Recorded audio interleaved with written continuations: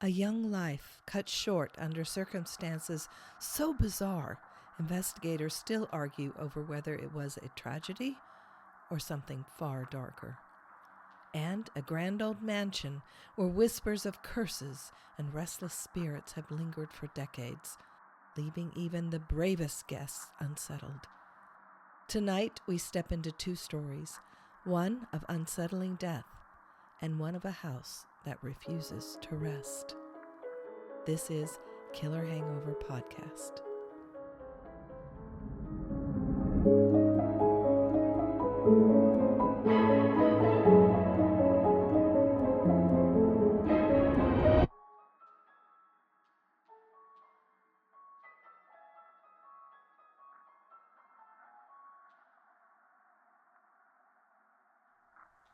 Hello, and welcome to Killer Hangover. This is episode 6 of season 2. I'm Bettina, equal parts voice of reason, comic relief, sort of, and a willing participant in this mysterious circus. I have to add here, and also part-time cougher. Oh, full-time cougher. She is full-time cougher tonight. So if you hear just like random little Barking things like a dog. or just like silences in the episodes because I'm trying to mute her. Because I'm choking. My mother is dying, apparently. I'm Beth, daughter, amateur historian, part-time detective, and full-time believer in things that go bump in the night. Oh, for sure. Oh, absolutely. It's not always just the wind. Well, for me it is. It's just mom coughing and hacking to death in the next room. Where the heck did I pick I it know, up? and you can't blame my toddlers. No, Usually, I came here with it. usually you can blame toddlers. Nope. No, I don't know. I feel fine. She says. She says. I do. Well, besides the coughing, I am very excited about this episode. Oh my gosh. I think you're most excited. I don't even know if excited is. I think It's you not are ready to release this episode. Like just release it off of your brain, I and am. your chest, and your body and your soul. I am. I spent so long on this, way too long on this. Emotionally also. Just Yeah. way too long. So I am happy to release it to you. I don't even know if she's going to listen to this episode when it gets released. She's so excited to just release it. Let it go. Well, we talked about, was it last episode or the episode before? Probably the episode before. I don't know. They're all kind of running together. I'm so sorry. Where we've changed our timeline of like when we're releasing things because of different things. Da da da da da. This one we've had to put off just so she just continued watching things And reading and things. reading things and just more things. And oh, by the way, we actually also a documentary on this topic that everybody was going crazy about was Oh released. my gosh. Like it was literally released, what, 3 days before we were originally going to record this. Yes. And I was like, it's brand new. Everybody's hyped about it. You want to watch it? Let me add some more to your plate. You want to watch it just because everybody's talking about it? And she's like, oh yeah, I probably should. And I did. I did. And I don't know if it and it was necessarily good. added anything. It but did. It did. Oh, well. Actually, because it was new developments. I mean, so It was I worth feel like this is going to be one of those cases that there's always going to be new developments. maybe not. Maybe. I know. I've tried to stay away from it so I can kind of let her tell me the story tonight. Over a cocktail. Oh yeah. I have A the cocktail. cocktail and I'm very excited about this cocktail. I'm trying to learn our lesson. Oh, it's very sticky. Sorry. Ooh. I'm trying to learn our lesson. Obviously not all the lessons. And I kept it in the shaker to try to keep it cool and the ice not to melt. So We'll see. maybe this will help with your Cough. One can only hope. We've tried spoonfuls of honey. She had hot water and Honey and honey lemon. and lemon. And that helped a little bit, but it's gone. I mean, that helped while I was doing all the setup. And again, we work harder, not smarter. Oh my gosh, that's super blue. It's blue now. It wasn't originally. I had to do some science experiments. Okay. Oh, how pretty. It's sparkly. It is. I added sparkle to it. Oh, glitter. I love love playing. edible glitter. I'm obsessed with it now. Ghost in the Blue Room is the title of this cocktail. It is now, I messed up my notes because I had it set from one cocktail and then I had to do math and, double everything. So Do you do math? I know. Maybe that's what took us so long for the setup. So for 2 cocktails, because you got to drink with the buddy, 3 ounces of vodka, 1 ounce of melon liqueur, half ounce of crème de cassis. Can you remember that from season 1? Still don't know if I'm pronouncing it right, but we're going to say I am because it just sounds so fun I think like you that. are. Thank you. And just a touch of this, because that's when you mix the crème de cassis with the melon liqueur, is supposed to be blue because you're adding a green and then like a purple. It definitely came out like a weird yellow when I first made this. So I did. It was like brown. It was weird. So I did have to add blue food coloring. Sorry, we did get some dye. But in it was there. natural food coloring. Natural food coloring. Yes, it was, and it worked. It did its job. Okay, so then, sorry, 1 ounce of lemon juice, and really I just squeezed a lemon in there, and a half ounce of simple syrup. You put all of that in your nice little shaker with some ice. Shake it up ever so slightly. I kind of just like twisted it around. I don't know what that's called. Poured it in a glass with ice and top it off with tonic water. And then I did garnish it. Do you need the tonic water? I already topped it off. Oh, well, that's why I didn't shake this necessarily. Okay, because I have it down here. You can add more tonic water if you Okay. like. I'm going to give you the not sticky glass. You have enough problems going on over there. Okay, and this is sticky too. I'll make it a wipey. Hold on.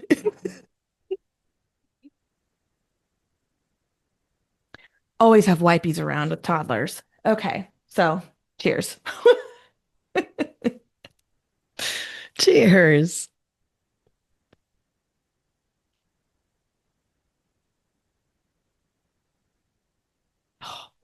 It's so tasty. I think it's even better now than it was when I first made it. That is really good. I know. The melon liqueur really comes out. I know. I think that makes it. I thought it was going to be too sweet, but it's not. I mean, there's a sweetness to it, but it's not one that I can only like take one of. Oh man, that's good. I know. Okay, So that is Ghost in the Blue Room. very good. We're going to Very have to put tasty. this on our cocktail list to keep. I think so. And we have, I mean, those crème de cassis and the melon liqueur bottles are very large that I have. Yes. So we can make this cocktail many a times. Mm. Well, before we jump in, Mom, how is your life? What's going on? My life is just grand.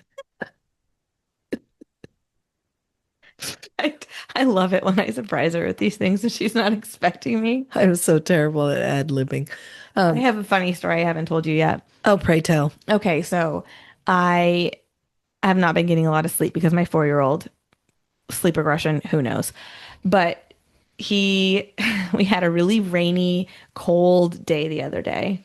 And I canceled all of our errands. I canceled all of our activities because I'm exhausted. And I was like, we're going to stay in PJs all day, turn the fireplace on, which didn't end up working. But anyway, and just relax today in our pajamas all day. My mother-in-law, the angel that she is, helped me and took the older boys to and from school. So I didn't even have to worry about Perfect. that. And we just relaxed at home. And I thought, you know what? I'm going to give myself a facial. I mean, why not? So I gave myself a facial and I put a mask on. Oh no. I came downstairs and Finnegan, he's 4, says, Mom, what happened to your other face? So funny. I said, well, hopefully I get a new face when I take this mask off. And I thought he would grasp what I was saying. Oh no, I terrified him. You're going to take your face off? You're taking it off? I said, well, yeah, there's medicine on this, and hopefully my skin soaks it up. So then when I take this off, I'll be beautiful. And so I wear the mask. I'm supposed to wear it for 3 hours. I ended up wearing it only Oh for my gosh, 2. that's a long time. Some people sleep with these overnight. I don't know. Anyway, I wore it for only 2 hours and I took it off in front of him because he was very curious. I said, well, how do I look? You look beautiful, but you look really red. Oh my gosh. I was very red. I had a very bad skin reaction to the mask. Oh no. I only had it on for 2 hours. So it began with the question and it ended with the question. So what happened to your other face? Oh my gosh. We're all good now. Yeah, you are. You look beautiful. Well, thank you. Maybe it just burnt everything off and now we're nice and fresh. Oh, that's hilarious. Okay, my dear, With my new face, with your beautiful face. I think I'm ready for this. Okay, I'm going to add here that I actually started researching this case like 3 years ago, Oh, yeah. before it was like, all over the news. Now it's pretty dang popular. People have heard about this, but back then, I don't know. It was kind of it wasn't that No, well known. sorry. I said sorry to my microphone and I hit it. Have I mentioned I've gotten no sleep? I first heard it on Crime Junkie Yeah. probably 3 or 4 years ago.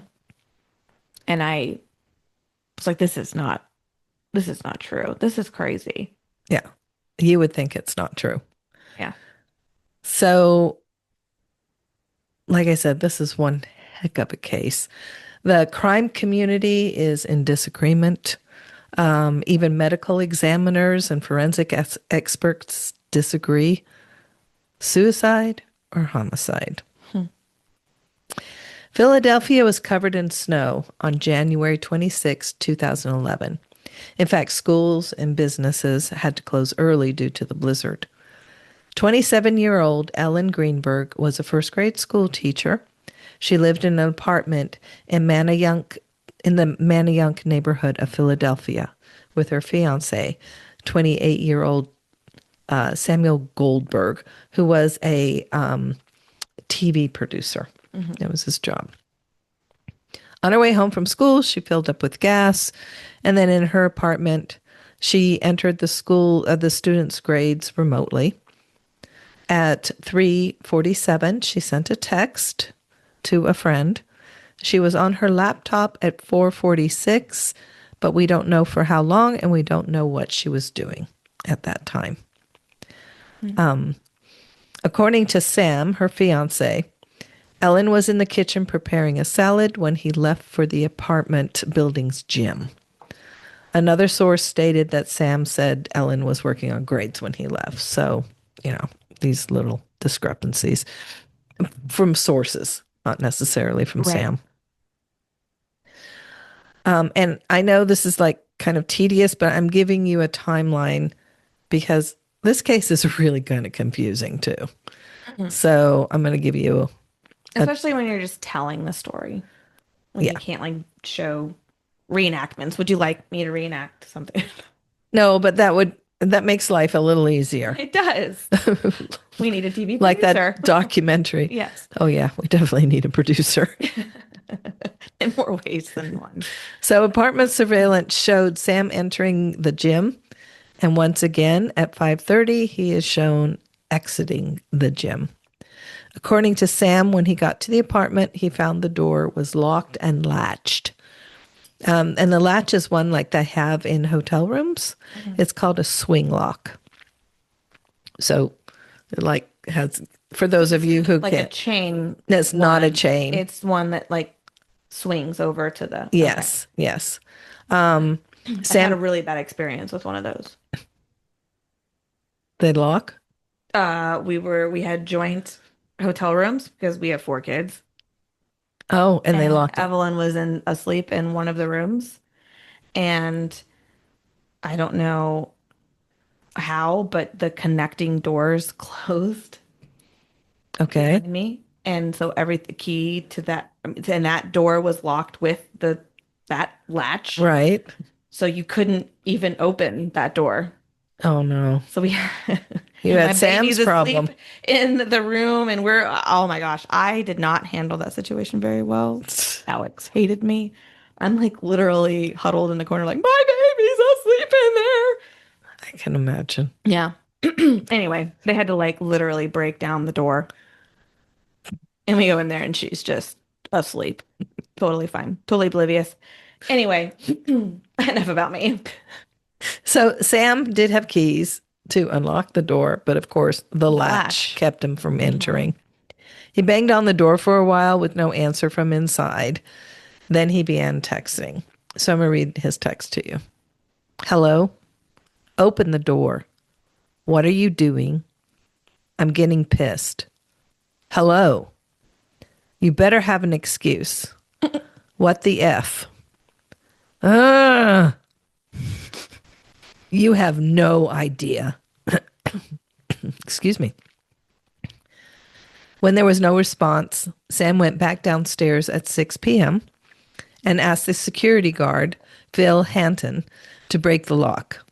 Phil turned him down and told him it was against policy to leave the front desk. At 6:30, Sam had finally had enough and broke the lock, forcing his way into the apartment. It's important to note, and just keep this in mind, that neither the security guard or anyone else was with Sam when he broke down the door. He did tell police initially. And there's no cameras in the hallway? No. Interesting. That would be an invasion of privacy, I think. In the hallways of the apartments? I don't know. I think maybe. I don't know. But there weren't. I feel like we had cameras because we would have like trash days and anyway, sorry. He did initially tell the police that the guard was with him when he broke the door down. Oh. So, in fact, that Why do you look so surprised? the fact that the guard was not with him was left out of the initial report. This is important to note later on. After the door was forced open by Sam, he called 911. So I know everyone reacts to an emergency or something like this differently. Okay. Yeah. I mean, that's a given. But Sam's call was a little disconcerting. I don't know. And I will go on record here saying I'm not blaming Sam for the murder. Okay. I'm just there's just some iffy things going on. So, like when the 911 operator told him he had to do CPR, his response was, I have to, right? Well, isn't she covered in blood? We don't know that yet. Then when he was told to take the victim's shirt off, he said, it's a zipper. He couldn't get it down. And it was well into the call before he told the 911 operator that there was a knife protruding from Ellen's chest. She fell on a knife. The knife is directly in her heart. Now, this kind of confused me. If I saw somebody down, especially a loved one, down on the ground unresponsive, myself, I would go to that person. I would make sure that they were unresponsive. Mm-hmm. I would talk to them, see if they, responded to me at all.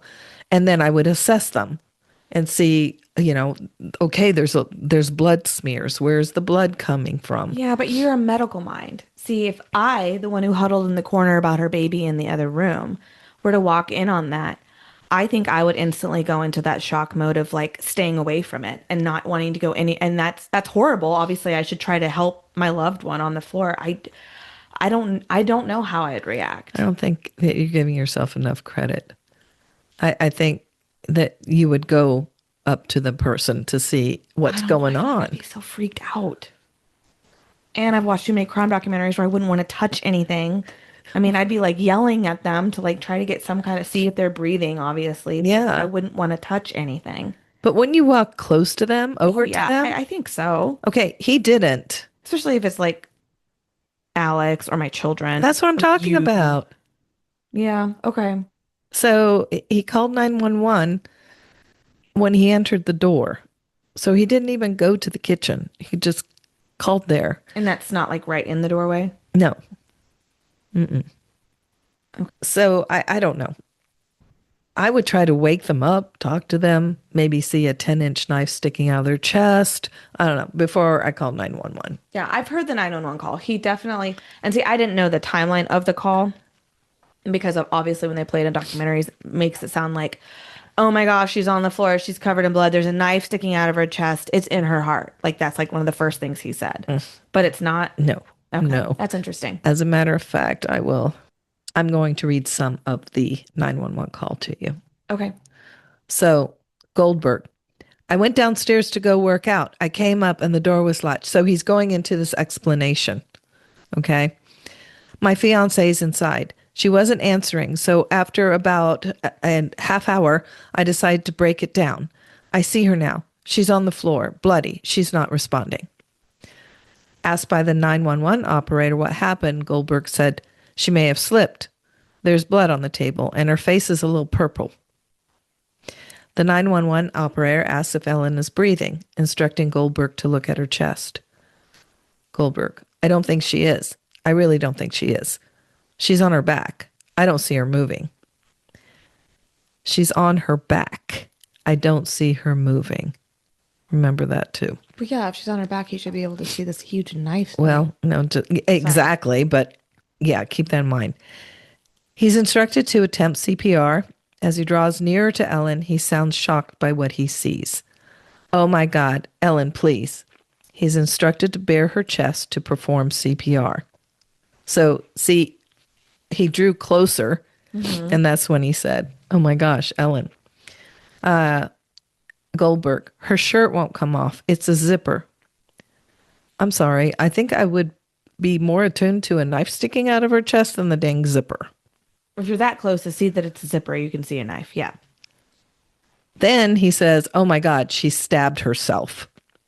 Where? The operator asked. Why would you jump to that conclusion she stabbed herself? I don't know. Why would that be your first response? I wouldn't even say she was stabbed or she stabbed herself. I think I'd be like, oh my gosh, she's been stabbed. There's a knife in her. Yes. The operator asks where. He responds, the knife sticking out. There's a knife sticking out of her heart. That's another Not her strange chest, thing. Why just not her her chest? She stabbed herself, the operator asks. Yeah, because that's Goldberg weird. says, I guess so, or she fell on it. I don't know how you fall on a knife, but paramedics arrived at the apartment. Sam stood in the hallway very distressed. The paramedics found Ellen slouched against the lower kitchen cabinets. So when he called, he said she was on her back. I don't know if he meant That she's just that she's slouched she's on her. facing up. Yeah. Yeah, I don't know, but that to me was like, that's weird. She was dressed in a zippered hoodie. She had a t-shirt on, sweatpants, and Ugg boots. To the right of the body was a pair of eyeglasses. The rips and tears in the shirt and the sweatshirt matched up to the stab wounds. There was blood on the sole of her right boot, which meshed with the only bloody shoe print found close to the body. One shoe print that was close to the body. Ellen's death was called at 6:40 at the scene. Was that shoe print from him going in to look at her? No, it coincided. I mean, it was the exact print of the Ugg Of the boot. Ugg. Okay. Sam reacted as most people would, slumped to the floor and sobbing in the hallway.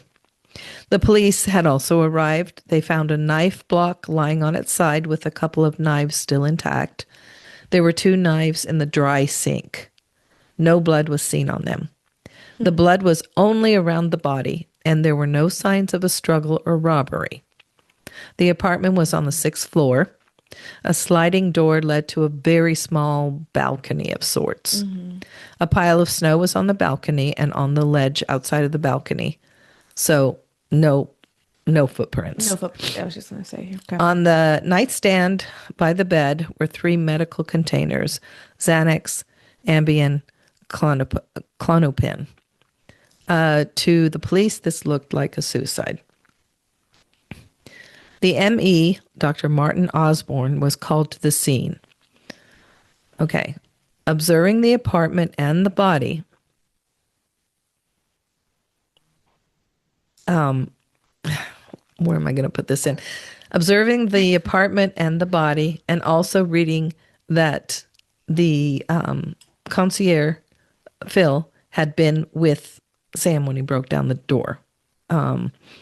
So all this together, followed by the autopsy, where he found 20 stab wounds.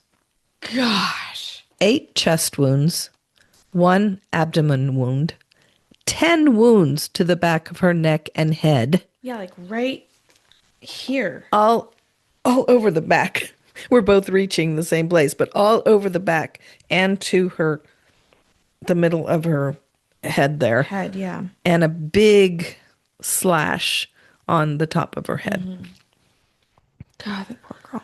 There were also bruises on the body, on the arms, legs, wrists, and abdomen, all in different stages of healing. Some were days old, others weeks old. Dr. Osborne ruled the death a homicide. But hold on.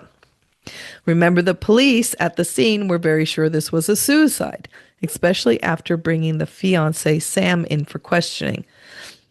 Or should I say Sam and his defense attorney in for questioning. Sam told the investigators that I mean, I would get a lawyer right away too. probably was smart. I think that's just, I think you should always have a lawyer. I think no matter what, even if you're totally innocent, there's been too many stories of things being twisted that I've seen where it's just smart. And his uncle, who he had spoken to on the phone about, what was going on and stuff, his uncle is a prominent attorney. So his uncle probably told him, don't go anywhere. No, never take a polygraph and never go in without a lawyer. Are our lips turning blue? Are mine blue? I was really worried. Is it blue? We're Oh no. we're stained blue. Oh my gosh. Any family members listening know that inside joke. We won't go into it now. It's not the time. Not the time. Great. Okay. Sam told the investigators that Ellen had been very anxious for the last couple of months. Her job as a first grade teacher was stressing her out. It was stressing her out. One, in this public school, there were 30 to 40 kids in each classroom. I know. I didn't know that part until I started watching the documentary, and then I stopped because I wanted you to tell me the story. And I thought that my children's school class sizes of like 22, 23 kids was a lot. Can you imagine one teacher and like 40 kids? No. In First grade. Oh my goodness. I mean, I'm sorry. I would be very stressed also. No, and then didn't she have like problem children too? I mean, oh yeah, they weren't all little. Special word for that. I'm so sorry. I don't mean to be. They were behavioral issues and stuff like that. I'm not insensitive to that. All teachers, I think, are saints. Honestly, I don't know how you guys all do it. The other thing that was school that was kind of stressing her out too was initially on the first quarter, she'd kind of inflated the grades. She had given her students a little higher grades than they should have had, but that was to encourage them to keep up the good work and to do. It's hard. It's first grade. First quarter in the first grade. Yeah, come on. Jumping from kindergarten to first grade is a big deal. There's a lot. I mean, I just had one that did that. Like, there's a lot that goes into that big jump from kindergarten to first grade. No, there is. And she inflated the grades to just help them along. It was a very innocent thing to do. Of course. The thing is, the grading systems all changed the second quarter. Oh, no. So now it was really hard to match up the grades from the inflated grades to now. So it would look like the students Really were doing worse, poorly, yeah. So she was extremely Which that upset. makes her not look so good too, I'm sure. She was extremely upset about that That's not good all the way around. and very stressed. Ellen had been seeing a psychiatrist for this reason, a suggestion from her parents. Her parents, Sandra and Joshua Greenberg, confirmed everything Sam told the investigators, adding the fact that Ellen had begged to come home. She just wanted to leave everything behind. She was just Just distressed. Yeah. so distressed. Now, not only was she teaching, but she was also doing an online course at night for continued education. And she was planning her wedding, which was in August of the upcoming year. Oh, wow. So That's not a good time. that as a is teacher to get married. a lot on her plate. Yeah. A lot on her plate. Oh no. So her And parents, that's why all that medication was she diagnosed obviously with something where she needed all those medications? anxiety. Yeah. Anxiety and sleep. She wasn't sleeping at all. That is the worst thing. That's the worst thing. As you know. I think just with anything though. I think sleep. Oh my gosh. Messes with everything. It does. We were just watching Alex and I got on this big horror movie kick and we started watching Smile. Stupid. Don't watch them. But the thing that bothered both of us the most is that the victims in that movie can't sleep, don't sleep. And that's like what bothered us the most is not that what the visions they're seeing of like all these killings and all this horrible crap is that the people don't sleep. And I'm like, they just need sleep. They just need to fall asleep. It's awful. No, I sleep. That's so. And then you're dealing with a bunch of first graders. Oh my gosh. So it was Ellen's dad that suggested to her that she see a doctor in the first place. Yeah. And in fact, he and Sandra were the ones that researched psychiatrists in Philadelphia and recommended Dr. Ellen Berman. They were a close-knit family. Yes, they were. Yeah. It was just the three of them. She was an only child. Right? So, yeah. So Ellen saw the doctor 3 times. When questioned, Dr. Berman said that Ellen was stressed about her job, taking the classes, and planning her wedding. Ellen was not depressed. Okay, just anxious and not sleeping. Mm-hmm. So the doctor prescribed Zoloft, Ambien, and Klonopin, but for sleep and anxiety. Ellen didn't like the way the Zoloft made her feel. Mm-hmm. So that why it was changed to Xanax. And this seemed to be helping actually a little bit. Okay. Yep. She didn't have any bad reactions to the medicine or anything? Nope. That's good. No, it seemed to actually, be helping. Ellen never had anything negative to say during the counseling sessions. She never had anything negative to say about Sam.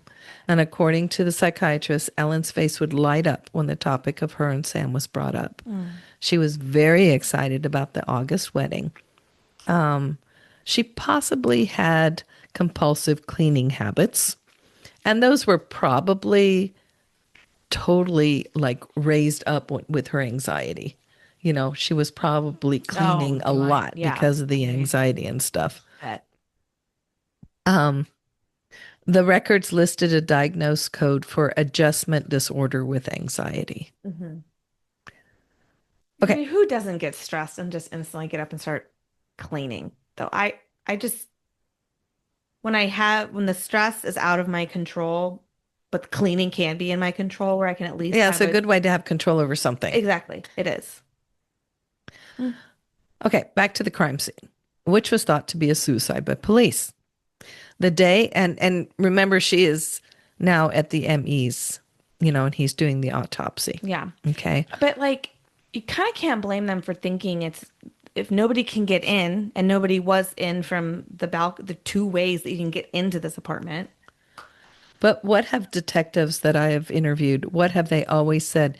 Every scene is committed is looked at as a homicide until proven, yeah, that it's not. Well, wouldn't that prove it if nobody else was in? They should have waited for the ME. Okay. True. So what happened was the day The day after Ellen's death, Sam's uncle, James Schwartzman, an attorney, called police to ask if they could go into the apartment to get clothes for Sam.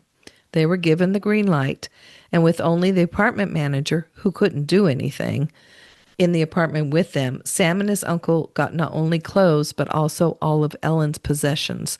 That included Ellen's phone, 2 laptops, her engagement ring, and a car keys. So why did they grab that stuff? Why? Because this is still an open investigation, no? Well, it's a suicide. Suicide. So Police said it was suicide, so that's why that happened. Why would they grab that? Why wouldn't they give that to her And by the way, they parents? never called the parent.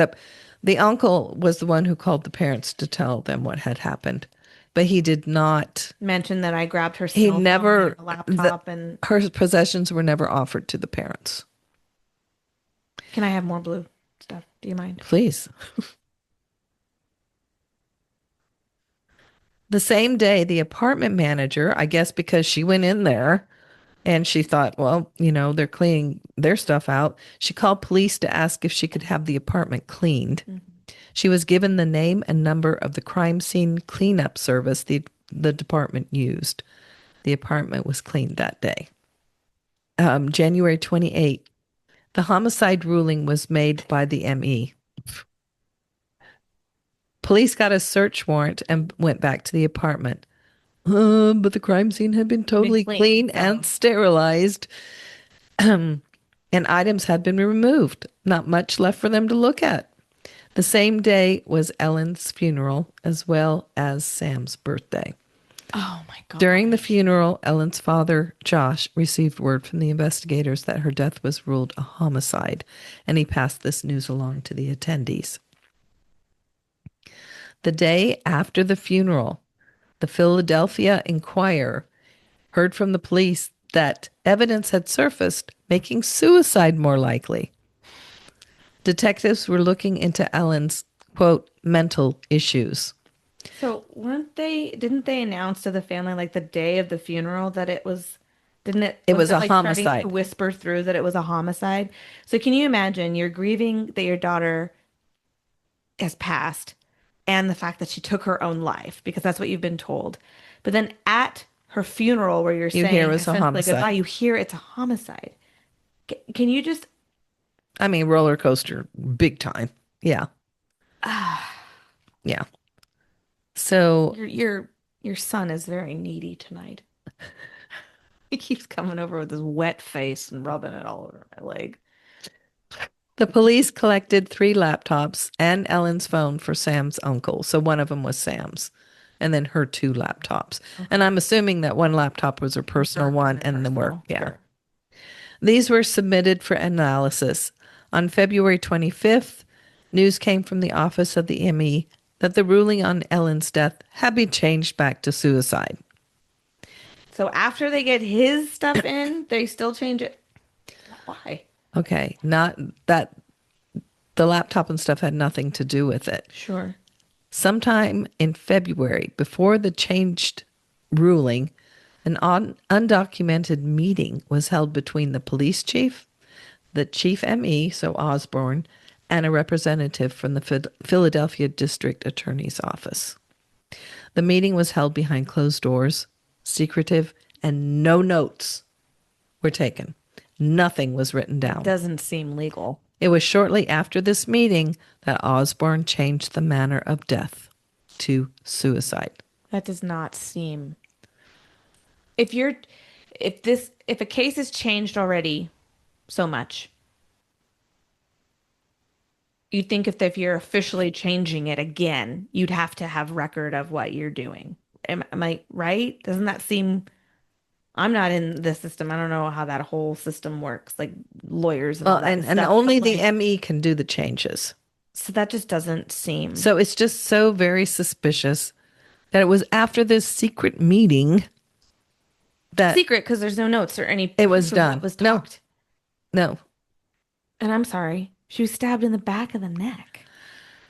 Sandra and John Greenberg found that there were too many loose ends in their daughter's case, so they started their own investigation using their own money. Hard to do though too, and the crime scene was all cleaned up already though. Yeah, what did they have to go on? They hired their own experts. Private investigator John Brennan Jr., a veterinarian. He's a veteran, not a veterinarian, a veteran Pennsylvania State Police officer and retired Dauphin County detective who trained with the FBI's Behavioral Science Unit, joined the couple, and he started the ball rolling. So this guy knows his stuff, okay? And he's doing this pro bono.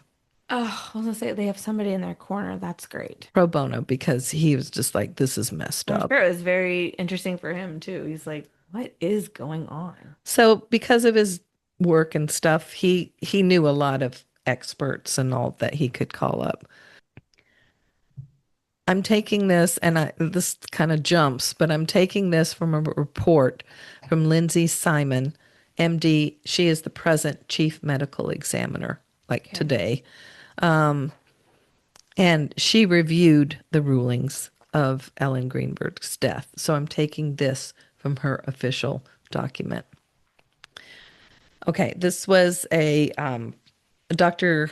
Cyril Weck. He was a pathologist that was hired by the parents to look into Ellen's death. His findings came out on January 11th, 2012. And these are them. Suicides rarely have multiple wounds. Stab wounds are usually to the chest. Wounds on the posterior neck and head areas are extremely unlikely for places for someone to stab themselves. Many suicide stabbing victims do tentative stabbing to their hands and arms and legs to see how badly it hurts. There was none of that on Ellen. There was no note left. No prior indication of suicide. You know, she was anxious. She wasn't depressed. Okay. It is very rare that suicide victims stab themselves through clothing. Interesting. Huh. Final conclusion. I see stabbing being a very popular And can I add here? suicide, though. She had heavy duty medicines that she could have taken. I just don't see stabbing as like. No. So the conclusion, based on reasonable degree of medical certainty, the manner of death is strongly supportive of homicide. Yeah. Another forensic pathologist, Dr. Wayne Ross, released his report on 1/10/2017. And it was as thus. A stab wound penetrating the skull damaged cranial nerves and the brain, causing severe pain and cranial nerve dysfunction. Fingernail marks on the front of the neck. Multiple bruises under neck and strap muscle over the right side of the neck. Findings are compatible with manual strangulation. Bruises. I've not heard that before. Okay. Bruises in varying stages of healing, consistent with beatings. Oh. Manner of death, strongly supportive of homicide.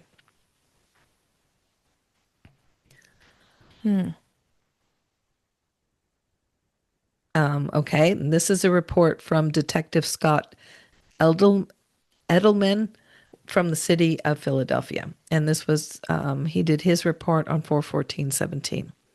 Bloodstains on face inconsistent with the position of the body when found. Oh. Bloodstains on the front of clothes are consistent with Ellen being seated with her head tipped forward. Blood stain on the floor minimal compared to blood on clothes. Patterned blood stain near right hand boot print. That was the boot print, the patterned blood stain. If Ellen's boot made that print, why aren't there any other boot prints? Why is there just that one? Final conclusion. Yeah, sorry. Yeah. Ellen was not in the position in which she was found when the injuries occurred. Wouldn't there be blood elsewhere, though, then? But she was found slouched across, against there was no way to get her back if she was the way she was sitting. And these are reports by Miss Ellen Pagliaro and Henry Lee, PhD of the Henry C. Lee Institute of Forensic Science. These were released 1/29/2018. Kitchen consistent with the prime scene of the incident. The swipe pattern on the lower kitchen cabinet are consistent with Ellen sliding to the floor. No defensive wounds. Blood stains on Ellen and the kitchen are consistent with her having been upright with when she received some of her stab wounds. No indication of cleaning. Blood flowing in different directions on her face could mean that she was moving. Conclusion, the number and types of wounds and blood stain patterns observed are consistent with a homicide scene. Okay, this is a report from Dr. Jonathan Arden, who's a forensic pathologist for hire as a consultant retained by the city. Wounds could be self-inflicted. People are known to self-inflict painful injuries and continue further action. It is well known that not all people who die by suicide leave notes, that's true, or outwardly show signs of intended suicide. Analysis of Ellen's... You just snap and just all of a sudden... Pick up a knife and start stabbing yourself 20 times? The back of your neck? Analysis of Ellen's computer found internet searches for methods of committing suicide, quick death, and depression. Final conclusion. When were those searched? The manner of death is suicide. I don't think that it's right to throw those computers into any thing. No, because they've been out of the crime scene. And if you really want to throw that in there, they can dig and see when those were searched. They can get the metadata for that and figure out when that was searched. That's not fair to throw that in. If you're going to include that in, then you need to show the metadata. You need to show when that was searched, the dates, the times, everything. Exactly. That's not fair to just throw that in because it wasn't even in her. It was in the police uncle's custody. No, even. it wasn't. It wasn't. That's why I just don't think that should be entered. Okay, now this is super cool. Biomechanical analysis by Michael Woodhouse, PhD of Diomix Consultant, and that's DIOMX Consulting, 5/12/21. It's a photogrammetric and mathematical dynamic modeling. The process digitalized Ellen's autopsy photos, producing a 3D model of her exterior and interior anatomy. Each of Ellen's 20 stab wounds were also digitally recreated based on the exact measurements, depths, and placement of each wound. Oh, just gives me chicken bones. Just thinking as documented at the autopsy. The kitchen knife recovered from her chest was digitized, I'm probably saying that, digitized and placed into each wound, according to the exact measurements of location, width, and depth. Okay, did this all by like the mathematical, everything they used. So cool. The result, the result is more than 40 3D computer images showing the knife's angle of entry at each wound and the depth the knife blade reached within Ellen's body for each strike.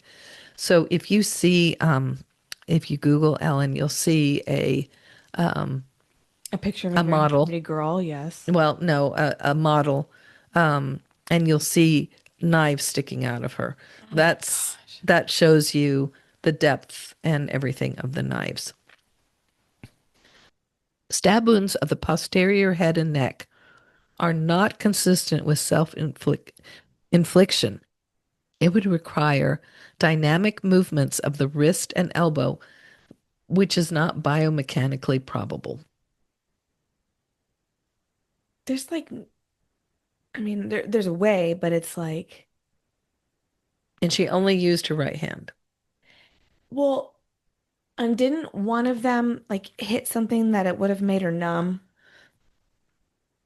Injuries, Okay. Injuries to the area would have impaired Ellen's motor activity. That's so weird. That was your next note.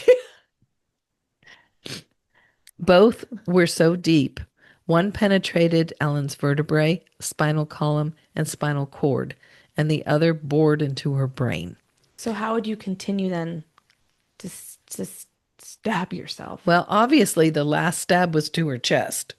Yeah. So, Because that's where the knife was found. Okay. I was like, how do you know that? Well, because that's where the knife was found, Beth. Answer your own questions. Set mom off on a make me cognitive laugh. attack. Okay. And this is what the 3D analysis showed. Okay. Injuries to the chest and abdomen would result in impaired motor function also. Contusions of the extremities and various stages of healing are consistent with assailant trauma, not self-infliction. Conclusion, manner of death is not biomechanically consistent with suicide. I could cite more. In fact, Dr. Wayne Ross and Dr. Jonathan Arden, remember he's the one hired by the city, and then Dr. Wayne Ross, go back and forth with opposing findings 4 more times in 2024. Wow. Okay. I want to go back to the computer searches supposedly done by Ellen. We've kind of talked about that. Maybe she did search quick death, methods of suicide, and depression. But how do we know that for sure? Those things should never have been used as evidence, as we said before. No. Unless there's a timestamp to those searches, which bet you money that was not. Anyway, go on. Sorry. The reports from the forensic analysis of computers came out on 3/22/2011. So, what, 2 months later? A 2 month? months later, what came out? The computer analysis. Okay. The latch was another weird thing. Crime scene photos show the door part of the latch torn away from the door, but not drastically so. So, gosh, I was just going to get up and show the door, but that's stupid. So you have the door post. But that's what I've been looking at this whole time is the door. And you have the door. So the latch on the door had come sort of out, but the screws were still in it and the screws were still in the door. So it was loosened. Okay. It was loosened. On the border there, The trim. there was nothing. It was in perfect condition. Okay. So that's weird. The door frame was not damaged at all. This finding was brought to attention by Tom Brennan, the PI. Usually this type of lock would be torn away from where it had been attached after someone busted through the door. He got in, so you'd think it would be like busted, not just loosened. But maybe it was not slid in all the way. I don't know. But it's not a sliding one. It's one that just But maybe that opens. latch didn't slide in all the way. Okay. The latch remains a mystery. On the That before. on the suicide side, I love when you look so confused by your own notes. That's what. I'm just like really intently writing this. On the suicide side, the door latch has never been addressed. Like, this is suicide. If you're trying to prove that point, then why wouldn't you? It was Maybe 'cause never it's not addressed. a strong enough point. Okay, I Googled this because I was so, I've been studying this case a long time. Yeah, I know you have. So I Googled, and there's actually a way from the outside of the door to open or to close the latch. To close the latch. Why would you want to close it? I don't know, but they showed it. So I'm thinking, no, to open the latch. Close it. Close it.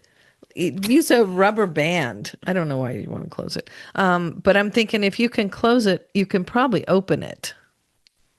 Well, I mean, they did at the hotel without like breaking the door. They had like a special instrument that he used, and he just kept like sliding it up and down, sliding it up and down, sliding it up and down. It looked kind of like a hanger kind of a thing, but he just kept doing that. I watched on YouTube how to do it. Yeah, I mean, it's not impossible. It takes time. Oh, yeah, it takes time and patience because it doesn't always work. But And wasn't he out there for like an hour trying to get in? 30 minutes to an hour to get in? yeah, It took about 30 to 45 minutes for the guy to get into the hotel room. I mean, I don't know. When I visited in Alaska, they had one of those latches. And I was just like staring at the door. And John goes, "What are you doing?" And I'm like, if that was closed and you were on the outside, could you open it somehow? Or maybe if it isn't closed all the way, could you open it? I mean, it's just weird that how it tore sort of away from the door. Because you can open the door a little bit, Yeah. right? Okay. I don't know. It remains a mystery. I don't know. Yeah, because the latch part, the thing that moves, Yeah. is attached to the door frame, right? Or is it on the door itself? I think it's the door frame. And then it attaches to the mechanism on the door. So if you are to kick it in, the pressure then would be on the frame because that's what's on the hinge. You would think. I'm no scientist. I don't know. You guys missed the little rat face she just made if you're not watching on YouTube. Totally convinced that their daughter did not commit suicide and that the city was trying to cover up their botched investigation. Maybe that was the meeting they had. Sandy and Josh Greenberg filed a civil suit against Philadelphia Medical Examiner's Office Can't blame them. and Dr. Marlon Osborne. The suit asks to change the manner of death from suicide to homicide. In January 2020, the Philadelphia Court of Common Pleas allowed the case to proceed, and a trial was set for 2021. February 2022, the Pennsylvania Attorney General's office under Josh Shapiro reaffirmed Ellen's death as suicide. August of 2022, the Chester County District Attorney's Office announced the case was to be reopened. How can you reopen a case when the crime scene was cleaned up? Well, you have the autopsy, you have the thing is You have things. And didn't the not a lot of crime because it wasn't a crime to the police, so photos weren't taken. I almost said hotel manager, the apartment manager take pictures before they came in to clean? Isn't that what was in the documentary? Maybe I feel like she took pictures. she took pictures. Yeah. I don't know if that could have been used. But I remember again, her the coming in and body being has like, I don't know why I just felt this obligation. And then she said something that was really sentimental, though. She was like, when she walked into the apartment, yes, there's blood and everything, but there's just like fruit sitting on the counter with the cutting board and the knife and just an everyday Yep. thing that anybody comes home to do, sit there and slice fruit. And then this happens. I remember her being really moved by that. Yeah. Yeah. And again, if she did take pictures, fine, but you only have the blood thing going down there wasn't much blood. No, it's like you take fingerprints. So, there wasn't much blood and the body had been removed, obviously. But so sorry, I keep And that's making how it longer. But if it's not suicide and there's no sign of a break-in, who else did it? leave? Who else does that leave but the fiance? So I can see why people go there. I know. I don't know. I know a lot of it's circumstantial evidence. I get that. But again, remember I told you I YouTubed the latch and you can close it from the outside. But depression and anxiety does not mean suicide. Depression, a lot of suicides are caused by depression, not Especially anxiety. when you're on a lot of medication. I get that. But anxiety Doesn't. And she did not display she any was seeing a suicide doctor regularly and never showed any signs towards a doctor. of suicide. No. And whatever happened with this whole thing with the bruises matched up with beatings? I'll get to that. Okay. But remember, she filled up her gas tank too, her car.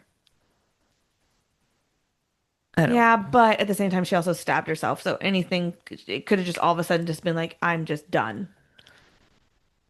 Really? Okay. Anyway, sorry. Go ahead. Oh my gosh, I am like totally lost my place here. We said that Amelia Earhart was going to be the longest episode. This might be it. I'm sorry. Not a bad thing. Sorry, you guys get to listen to us multiple times this week, I guess.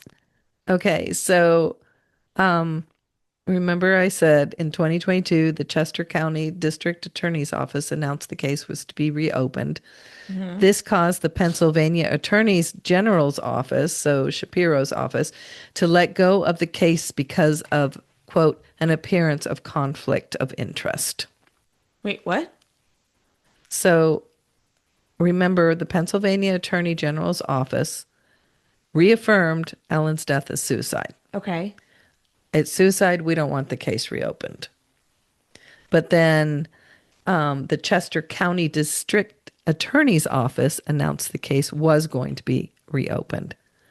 So then the Pennsylvania Attorney General's Office pulled themselves out because of conflict of interest. Okay. So July 30th, 2024, the Supreme Court of Pennsylvania granted a petition for allowance of appeal to review the case. Okay. February 2025, following another lawsuit from Ellen's parents, in which 4 defendants were named in the lawsuit. Dr. Osborne, former chief medical examiner Sam Galino, Former. and homicide detective John McNamee. A settlement was reached. Why is he former? Some retirement. Or Isn't that another case? whatever. He was found with something else, though. Who? The medical examiner. Sam Galino. He was, yes, Wasn't there another he screwed case something up. where something was like frauded or like Yes. something was Yes. okay. It was Yeah. a totally other case, but Totally another case, Okay. but he was Okay. he was not on the up and up. which right away, okay.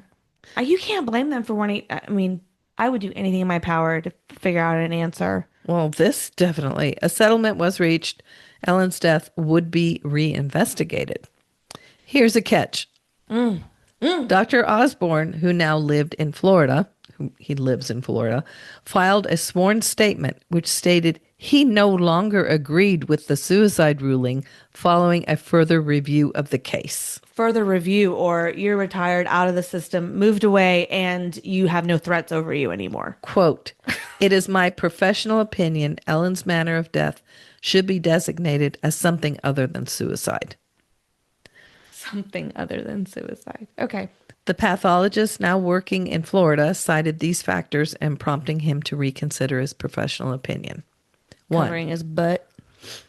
Osborne indicated it's now unlikely that there were witnesses to the fiancés breaking into the couple's 6th floor apartment after Goldberg returned from the complex gym to find Ellen unresponsive to his knocks. So remember, he had been told that the concierge was with him. That was in the initial report. Right. And so, I'm so sorry, but there is video surveillance of him going into the gym and out of the gym, though, right? Yes. And then coming back down and talking to the front desk and then going back to the elevator. Right. Okay. So, public spaces, there are cameras. Yes. Got it. Yes. So, I can see. Okay. I can see why there would be no cameras in hallways. Got it. Osborne said is now in dispute whether Goldberg forced the apartment door open to gain access. Osborne said there's evidence to suggest, quote, Ellen's body was moved by someone else inside the apartment with her at or near the time of death. Finally, Osborne cited the findings of then Assistant ME Dr. Lindsay Emery, who in 2019 conducted a neuropathological evaluation of a 6-inch specimen of Ellen's spinal cord that was damaged by one of the 20 knife wounds she sustained. Emery found, quote, there's no hemorrhage in the spinal column that is pierced and none in the dura that has been pierced, according to her sworn disposition in the case. Asked by Greenberg's attorney if that meant Ellen was already dead when she received the stab wound, Emery answered, yes. I love how all of this is coming out, all of this support, when his ass is on the line. It's weird. But since he's no longer employed by the Philadelphia Medical Examiner's Office, what he thinks or Those states are gone. what he thinks or states has no influence on anything. But wasn't he being sued? Oh, he was being sued, yeah. Yeah, so he's covering his ass. Well, the city paid. So the city they paid. It's just interesting that he's totally going back and he's got findings that he's relying on to go back. But he's going back to probably what he originally stated to begin with. No, these are new findings. Oh. He said because of the new findings that have come out, Didn't he wants to change. Say it was as a homicide. Okay, so he's going like. Why did he do suicide? Yeah. On October 10th, 2025, Chief Medical Examiner Lindsay Simon backed the suicide ruling in a 32-page report. And that's what I used for my expert witnesses that I quoted. She stated that the, quote, distribution of injuries is unusual, but Ellen would be capable of inflicting these injuries herself. The report also stated that the original autopsy revealed Greenberg had been stabbed 20 times in the neck, back, head, and heart and had 11 bruises. Her report added 3 superficial stab wounds on her chest, right neck, and posterior neck. What does it mean by superstitial? They're not deep. Okay. Okay. So she's adding 3 more stab wounds, basically, and 20 additional bruises. No. Now, this is a quote. With all information considered, the manner of Ellen Greenberg's death is best classified as suicide. Signed, Dr. Lindsay Simon, Chief Medical Examiner of Philadelphia, 10/10/2025. Which was last year. I know the years now, guys.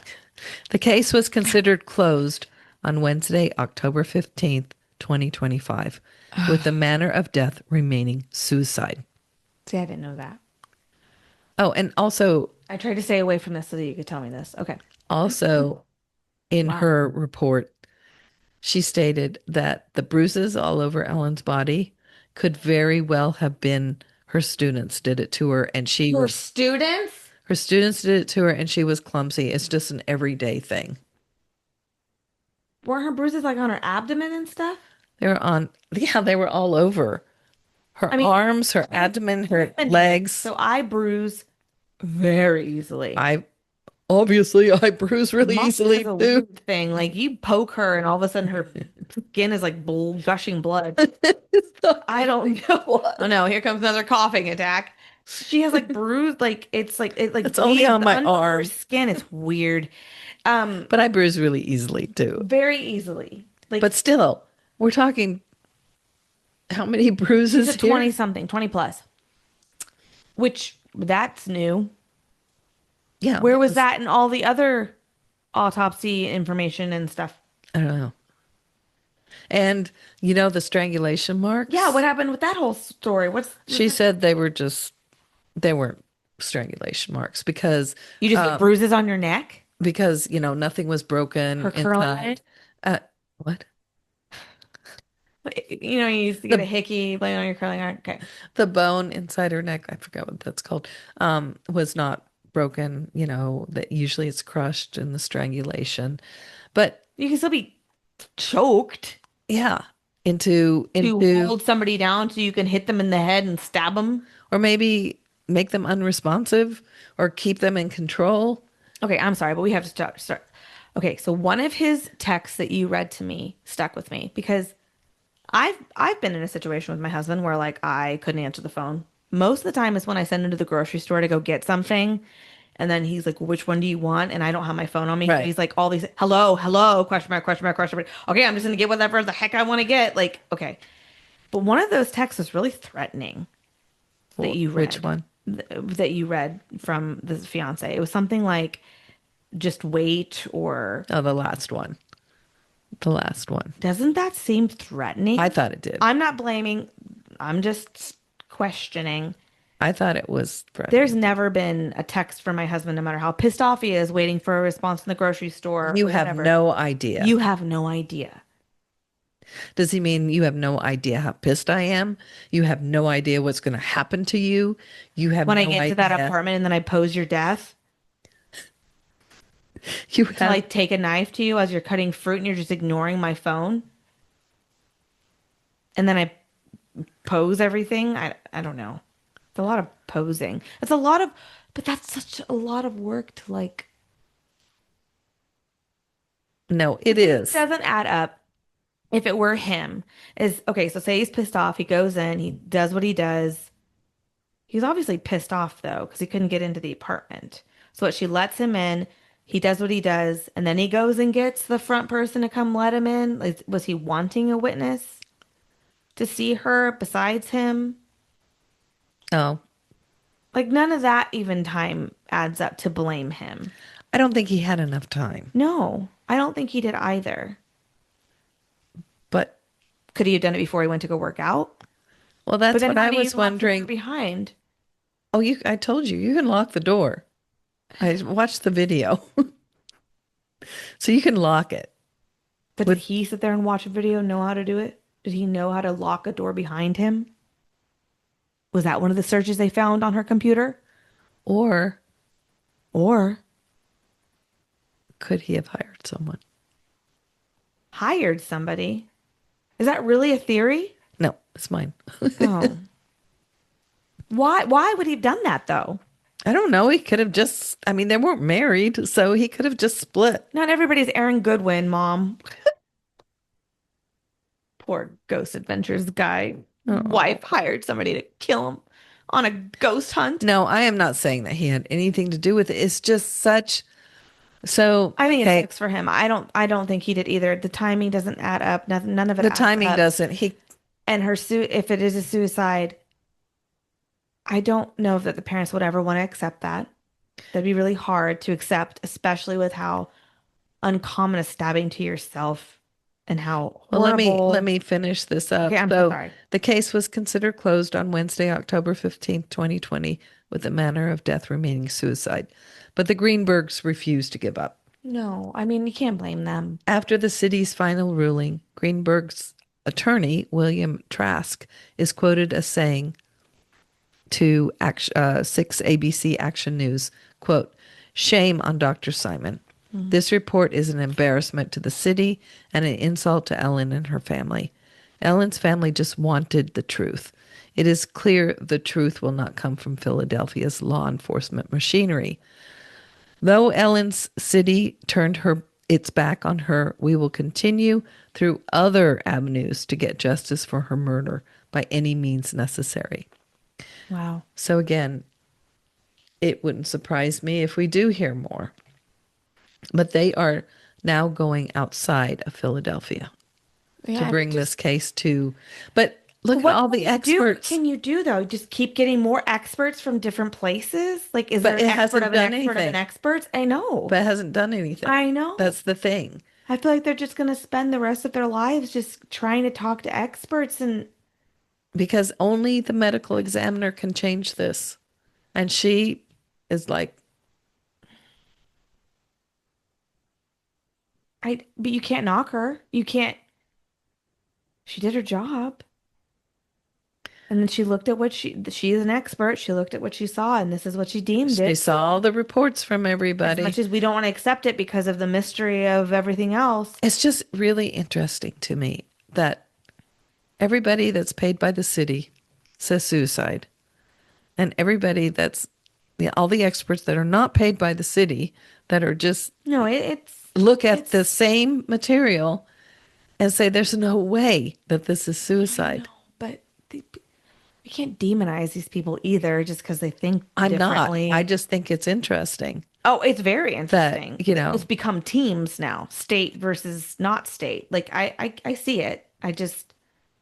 You'd hate to think that to heal a family, close a case officially, but will they really want to close the case until they get what they want? Either. Playing devil's advocate here. No, I know. But, it would be easier to accept if she had A suicide note or signs of depression. or she had taken the medicine to kill herself that she had. Stabbing is Or so stabbing dark. herself 20 times. I mean, that's rage. That's like hating oneself. I don't know, And in just such a split moment. moment. I'm cutting my fruit and then I decide I hate myself so much. I hate my life. I'm just going to stab myself. So why not just stab yourself in your chest, in your heart, in your abdomen? Why Isn't back that like here? scientifically like that's proven to be most of the time? Yes. Yeah. And why back here? This is so weird. Why would you stab yourself? And like again, biometrically, it's impossible to turn your wrist and everything so that you can Yeah, hit like these I that's spots. why when I reached back here I kind of paused because like okay, I can touch back there, but I'm like, wait, but you'd be holding something and have to actually I can only reach from like I don't know, body parts, whatever this bone is right here up. I can't reach past that with No. with holding something. And there were stab marks down Yes. there. And as you're watching on YouTube, you're seeing some nice little maneuvers. I don't, yeah, I don't, It- I- oh, I don't know. This case drives me insane. you're talking to. And I didn't do as much research as you did at Oh all. my gosh. This is why I was so into this and like listening to this, listening to this. I was trying to get both sides. I really Of was. course, of course. Um, I see both sides. I That's what's know. so crazy. I know. But I That's what's actually so sad. like I'm leaning towards homicide. I really am. I But am too. oh, I oh. am too. Only because of this whole. When I talked to you the other day, you said, "Oh no, no, no, it's suicide for sure." I know. I was. I said, "Just wait.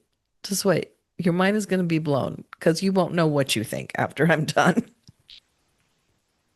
I think myself actually reaching back here, pretending I had a knife, was when I went.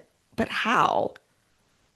And And I why? No, and why? why would you go backwards into your neck instead of just even slicing your own throat? Like I know that sounds this so And morbid. why would you This take a poor, knife and this poor girl. Like why would you take a knife and slash the top of your head? no, no, And what does no, that accomplish? no. Yeah, exactly. What does that even accomplish? I don't know. You would, you're right. It would be abdomen. Again, this is a human being. This is a beautiful young girl. I can't, it's so sad. She's beautiful. She had a marriage to look forward to, all the friends and other teachers that were interviewed in that documentary Loved her. I mean, loved her. there's nobody She that did was a not. light. And I know that's what everybody says. It's so she walked into a room, lit up a room, but have you seen pictures of this girl? Her smile, Her smile is huge. I know, and she's covered with freckles. She's just oh, she's so darling. natural. Yeah. I believe she walked into a room and lit up a room. She just seemed like she was just bubbly. And she was. She was a Yes. very happy person until, she started getting And I understand stressed. that depression can hide. I get that. I mean, Again, she wasn't depressed. She was anxious she was seeking help. She was seeing somebody for help. because of her I never anxiety. exactly. Who didn't say, you anxiety, but I'm also going to treat you for And that's the depression. other thing that makes me kind of angry is the city, this last corner. She said everything was blamed on Ellen's mental health. Oh, I hate that. I hate You when would any think cases do that you would though. think that Ellen was totally deranged. Yeah. Yeah. No.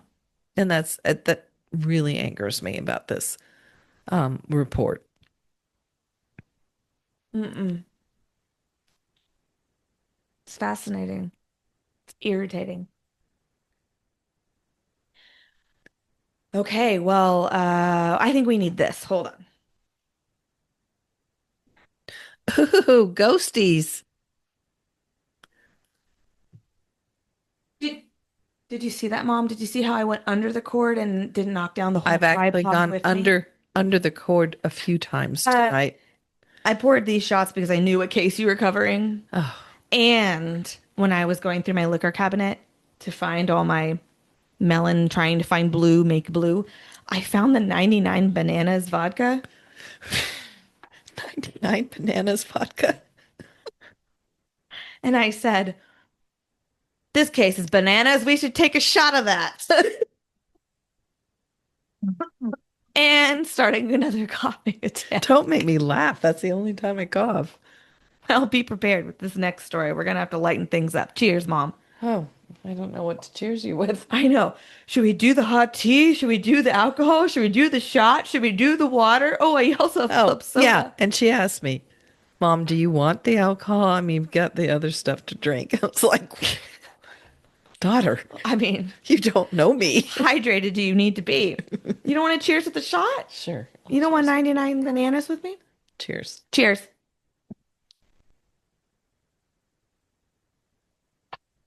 I love that stuff. It's good. That might make me cough.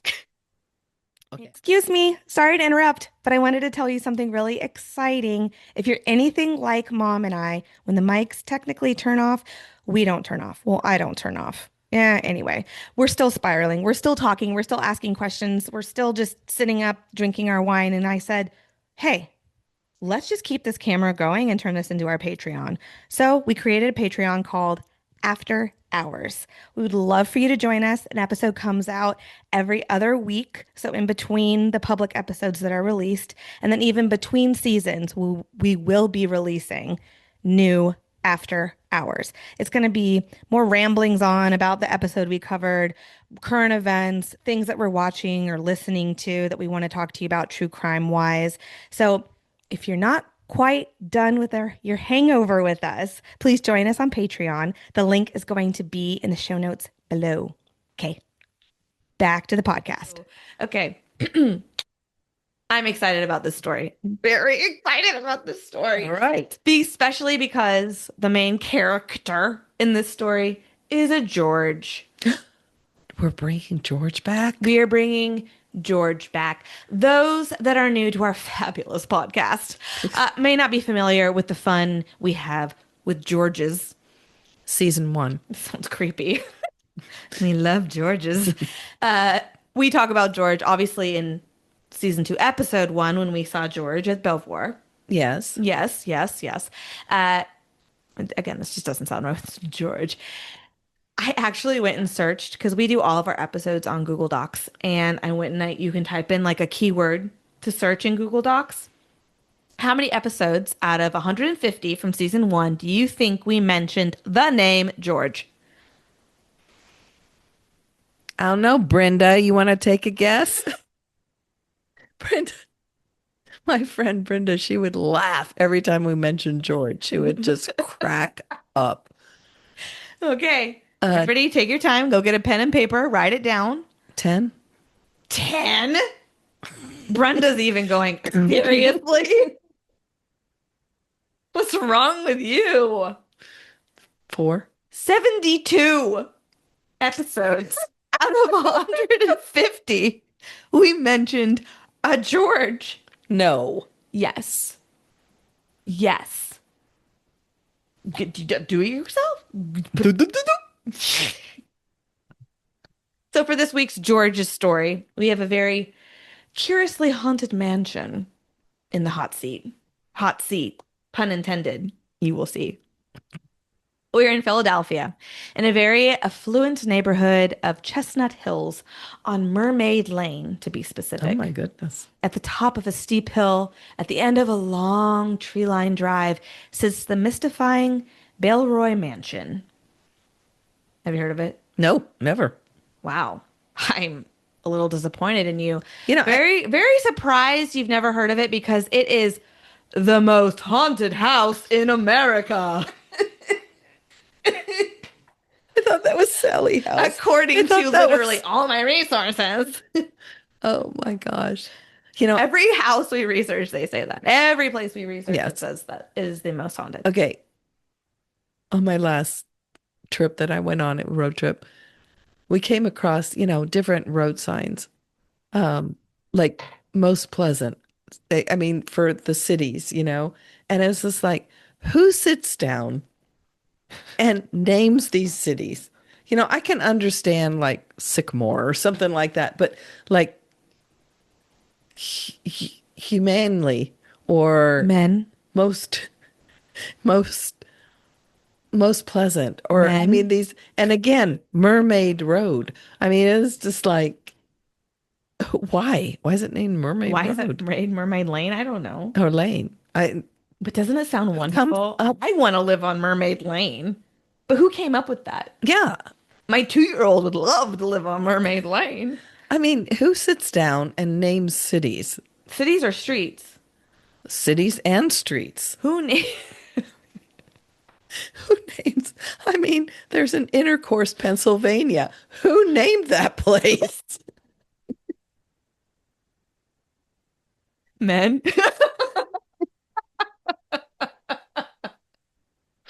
It just baffles me. Okay. Most haunted house in America. Da, da, da. We found it. We found it. This is it, guys. Now, I have to argue with this claim, though, because I think, yes, there are spirits that reside in this house. It's haunted, extremely haunted. But I don't know that it's the house that is haunted. More so the items inside of the house Oh, the item hauntings. that brings the hauntings. Antiques. I think that's scarier. Antiques. I think so, too. I think it's two. So this Not that I believe it, but I think haunted Skeptic items are Mary over there. I don't know if that's the name. We just gave it to you. Skeptic Georgette. Georgina. That means I'm related to George. I'm trying to give a George name that's a female. I got it. Skeptic Georgia over there. Okay. Lots and lots of antiques. Enough to open 6 haunted Cracker Barrels, let me tell you. What? You know, Cracker Barrels have all this like All the items. stuff? Yeah. And there's enough to fill it 6 of At them? least 6. You can snort away all you want. Let me just tell you. I'd like to go into a haunted Cracker Barrel. A haunted what? Cracker Barrel? You told a very long story where all I did was drink. Why are you slurring? Okay. We will never get through this. Before we get to the haunts, let's chat a little history. My favorite part. Yes. Shall we? The mansion was built in 1911. As I said before, the home is in Chestnut Hill neighborhood. Still to this day, the neighborhood is occupied by very opulent homes. Very beautiful homes, honestly. The homes they're gorgeous. One of my dream homes. Very large, old, very well maintained stone homes. The Baleroy Mansion is a very spacious estate with 32 rooms. Okay, 1911. Okay. The first owner, who according to half the resources I read, Only half? probably all of them, said literally the history of this home was like this much smaller. It was like very little, but everybody said the first owner was the person who built the home. He was a carpenter. Okay. And he lived there with his wife. One day he went crazy and killed her. And that's like all you got for the history of the home. Oh, dear. Exactly. So I don't know if this is true or if this is just what they've told to like. Hearsay. Yeah. To be more specific, every resource stated, quote, the first owner was a well-off carpenter who murdered his wife inside the home. And then that's it. No names, no dates. But that's what I read everywhere. Okay. No actual detail. In 1926, the home was purchased by the Easby family. Now, this was a pretty prestigious family. When referring to them in old newspaper articles, they were, quote, the famed Easby family. So think Revolutionary War money, Civil War relatives. Okay.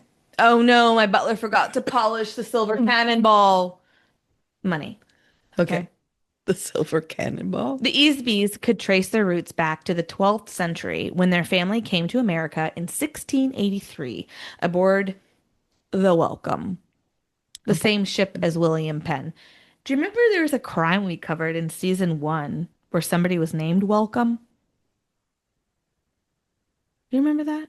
I think it was the one where the lady sent the candy and poisoned the kid and the mom and they died. Oh, my gosh. And his name was Welcome. And I was like, that just, how do you name your child Welcome? Well, the ship was called Welcome, which is, they came to America. So that's kind Again, how do things get named? Oh, no. Men. Okay, this was the same ship as William Penn. According to the family, at least 7 of their ancestors were original signers of the Declaration of Independence, and one of whom was the King of Ireland. Okay. And George Easby, who I'll get into who he is and everything, he even made a comment of like, but we don't like to claim him as a relative. He wasn't a very nice king. And he was from Ireland. And apparently, Mrs. Easby's great great great grandfather was George, the first George in the story, not the George I just mentioned, and of the first George in our story, General George Meade. Okay. Do you know who that is? I'm so bad with history. Oh, and I love American history. He was a major general who commanded the Army of the Potomac, the Civil War. Okay. He defeated Robert E. Lee. Okay. General Robert E. Lee. I have heard of him. Okay. He defeated him in the Battle of Gettysburg. Oh. Okay. So that was Robert. Oh, he's a big name. That Okay. was George Meade. Yes. Okay. Back to Mermaid Lane. The famed Easby family of 4 moved into their mansion in 1926. Their 2 young boys were George and Stephen, and their huge collection of valuable goods. Some resources said the collection topped over one. I added an extra 0 into my notes. I don't think that's supposed to be 1,000,000 pieces. I think it's supposed to say because there's no comma, 100,000 pieces. Wow. Yes. So think like you walk into a room and it's absolutely a cluster F. Yeah. It wasn't like well organized from what I understand, but it's Well, how a lot of stuff. organize all that? A lot of stuff. Now, these aren't just some hoarders collecting things, though. These were truly American antiques. A handwritten poem by Benjamin Franklin. Wow. Flatware used by the signers of the Declaration of Independence. Chairs owned by the famous people such as Napoleon. How'd they get these? Their family has just been collecting them for years. And passing them down? Yes. And they've just been collecting them. And they had, okay, what was it? Chairs owned by famous people such as Napoleon, and like a whole dining set owned by Thomas Mifflin, Pennsylvania's first governor and the starter of Dunder Mifflin. I honestly, when I was reading this, they had like this, they went on, a lot of resources went on how they had like this whole dining set by Thomas Mifflin. And I'm like, why do I know that name? The Office. And they're like, Pennsylvania's first governor. I'm like, I wouldn't know that name. Like, why would I know that name? It took me a while, but I was like, oh, Dunder Mifflin, duh. Totally takes priority over American history. Everything in this home had a story, had a history. I'm sure. Yeah. Jeez. Can you imagine a dinner party there? First, you have to get in. Well, I mean, it's not like this. Like, I mean, it's a beautiful home. It's a huge home, 32 rooms. I mean, there's places that shove things in rooms. Beautiful home. You're sitting down at this dinner party and they're like, oh, well, that fork belonged to Thomas Jefferson. So weird. That chair you're sitting in, Napoleon sat there. I wouldn't want to sit down. I wouldn't want to touch anything. I would break something. Really? I would love to do that. To break something? No, to eat Off of Thomas Jefferson's plate. Oh my gosh. And to sit in a seat that a famous person sat on. Yeah, I would love it. It would be cool, but I would be so nervous the whole time to like that I was going to spill my blue drink on something or my wine or well, you would, but I would. And it kind of reminds me of sorry, I'm totally going off my notes here, but it totally reminded me of Mrs. Kim's Antiques and Gilmore Girls. I know you don't know Gilmore Girls. I'm obsessed with Gilmore Girls. But she's like, James Madison was a fan of big knockers, knocking about door knockers. Yeah, but it just, okay. Anyway, moving on. Anyway, the family moved into the mansion in 1926, naming it Mermaid Gables, which I loved. So did my 2-year-old. Soon after moving in, the first curious thing happened. Now, the story goes that the 2 young boys were playing outside in the courtyard near the main fountain. Now, this is a big house, courtyard, very large fountain. And the boys looked down into the water of the fountain at the reflections and they were taken aback by what they saw. George sees his own reflection, and his brother, Stephen, sees his reflection as a skull. Ooh, that would be terrifying. Tragically, not long after this occurrence, He the died. boy died at the age of 11 from a blood clot in his brain. Ooh. Not too long after the young boy's death, the family's nurse reported the sound of a young child crying when rooms were empty. And gardeners reported seeing the face of a small boy in the upper windows. Oh. This home has so many hauntings, but the story of seeing a little boy is something that's reported pretty regularly. Yeah. Eventually, George was drafted. Now, he didn't like to be called a military man. He wasn't the normal big tough military man of the time. During World War II, he worked as a freelance political cartoonist, and during the summer months he sang in the summer theater. Okay, he was an artist. He was an artist and would eventually work in the State Department on the Fine Arts Committee. Okay, there you go. He's Yeah. probably happy And- with that. And you know what? His parents were very accepting of that too, which I thought was really cool just because of all their history of like, George Meade was my great great great grandfather. They were very welcoming of him in the arts, and I really appreciated that. Okay, so this all came in handy years later after his parents die, and he took responsibility of Mermaid Gables and all the fabulous antiques inside. And this was, so even after the war, he moved back as an adult, and he gave a quote to a paper saying like even when he moved back after the war, his parents, his dad especially, really treated him as a kid. He was never really treated as an adult.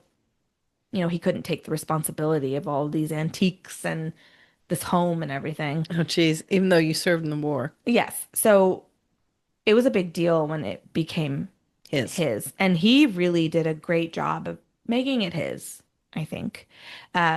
He changed the name to Baleroy. Like he was like Mermaid Gables. Nah. Let's change it to See, Baleroy. again, name. Did they have mermaids in their fountains? Gosh. How did they think about mermaids? It's on Mermaid Lane. Was the lane named Was after? they lane named Was the Mermaid lane No, named it was named after? before they named it Mermaid Gables. Okay, that makes sense. Okay. But no, it still doesn't make sense why it was called Mermaid Lane. No, They're in Pennsylvania. that doesn't make sense. There's no Okay, go ahead. mermaids. Okay. Well, there are no mermaids, whether in Pennsylvania or anywhere else. Whoa. Are we going to cover mermaids? You should. All right. Let's give some love to George. He lived in the mansion for most of his life. He never married, never moved out, and just kind of vibed with the ghosts. Honestly. Iconic. He gave interviews about the hauntings, showed off the cursed furniture, and held seances like most people hold dinner parties. Oh my gosh. He held parties and would sell tickets to these parties, and donations would go to local charities. So so these weren't just antiques. Like, I think I talk about it later. Pretty sure I do. Why wouldn't I? The White House would rent out some of these antiques. Like, they have some big diplomat coming into town. We need that antique set that was that tea set that was antique. My God. That antique tea set that was owned by such and such from the Declaration of Independence. We want to serve tea to this person, and that they would rent out wow. these antiques. Like, these were serious things. So the ghosts were not only his brother. No. They were. And I'm going to get there. Yes. Okay, I'm sorry. Yes. Okay. No, don't be sorry. Please ask questions. Just don't cough. I'm trying. If I turn blue, that means So one of the first things he did was change the name, as I said, from Mermaid Gables. I honestly like that name better. But to Baleroy Mansion. I've heard it pronounced a lot of different ways. I hope that's right. I hope I'm not offending anybody. He said he named it after the chateau he saw while in Normandy. Oh. He was there. There's a chateau called Baleroy Chateau, whatever. Anyways, he liked it, named it after that. Now, running the estate's a full-time job. Because of the famous items, the family had a lot of government agencies, and even the White House would call George up to rent out, borrow an item. Like I just said, there's a tea set that the founding fathers had used when they signed the Declaration of Independence. And if some famous government dignitaries came to visit, they would call George and borrow the tea set for the special guest. George lived in the big home all alone, except for all of these antiques, spirits, and his yellow Amazon talking parrot, What was the parrot's name? Toby. Toby. Oh, Okay. Toby. In an interview with the Inquirer, he told them that Toby was a ghost alarm of sorts. Chances were, if Toby was flying around screaming in terror, there was probably a ghost around. Okay, I'm just thinking of bird pooping while he's flying in terror. I All mean, these, dogs all be these, damned, though. all these famous antiques. Dogs be damned. I mean, people talk about all the time how like dogs act weird or cats act weird Right. when their spirits are. And Toby He nailed actually like voices it, like he speaks, like he ghost, ghost, poop, poop, poop, poop. he must be flying around screaming a lot because George had many ghosts. Oh Ghost? my God. Not ghost. This is why we share this part for last. Ghost stories he shared. George's mom would visit him a lot of the time. Where's she living? So she's dead. Oh, yeah, that's right. He kicked her out. Her ghost visited him. Okay. Oh boy. Actually, so George's father was very against paranormal. And But she was spiritualist? so when when George was growing up, they'd hear weird noises. I mean, the house is haunted, but the dad was, nope, that was It's the nothing. wind. Exactly. His dad was very against the idea of haunts, or at least told his boys, like, or raised George's other brother was passed, but just like, no, nothing. Don't worry about it. That was nothing. But after George's father died, George found a note written from his father advising George, essentially saying, quote, I believe I saw ghosts. And then he advised George not to be scared whenever he saw the ghost of his mother. Oh, Apparently, he too had seen her on several occasions. okay. So mom died before dad. Mom died before dad. Yes. George believed his mom's ghost was there to watch over him and all of her things. That being said, one interesting story about George's mother. So, George hired this psychic. Her name was Judith Richardson, and apparently she was very well known at the time. She solved crimes. Well, I didn't go totally in depth into her only because I knew how long your story was going to be. But interesting fact about her. She had this brain issue, I guess, and she had an allergic reaction to the dye that they used during the CT scan oh no. of her brain. And so she ended up, they think it was allergic reaction because after the CT scan, she had like horrible headaches. And she worked as a medium her whole life. And then this happened. And she had these horrible headaches, very debilitating, couldn't work anymore. Oh no. And so she ended up suing the hospital, and the jury found them liable, and they owed her like nearly $1 million. Oh, okay. Yeah. But I just thought that was interesting. I'm sure she has a ton of fascinating stories, but We will cover her sometime. we should, honestly.